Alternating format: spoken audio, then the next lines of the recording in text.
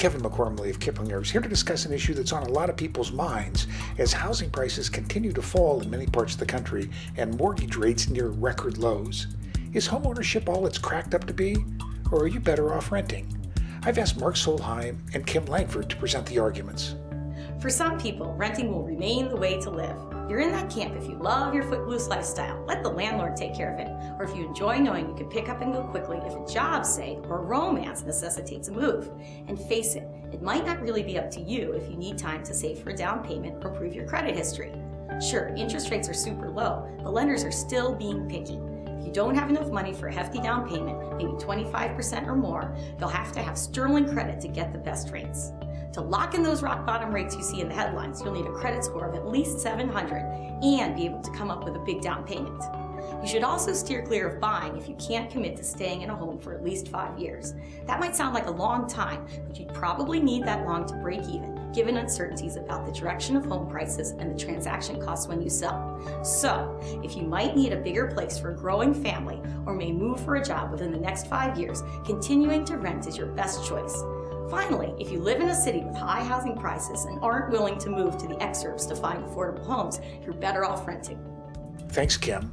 And Mark, the case for buying? I'll start where Kim left off.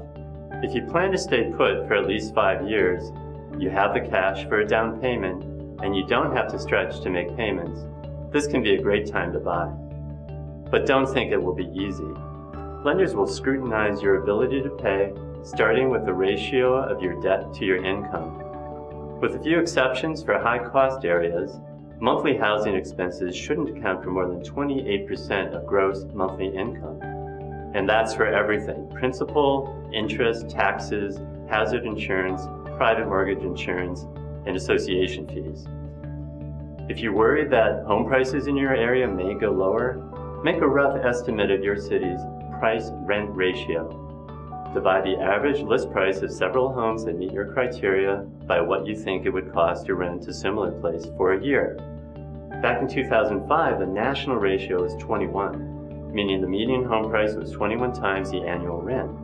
Since the bust, the ratio has fallen to 13, which is less than the historical average of 15. In general, if your market's ratio is less than 15, you can start house hunting with confidence.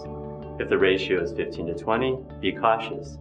And if it's over 20, stick with renting. I hope this discussion helps you decide whether you should start house hunting or keep your powder dry.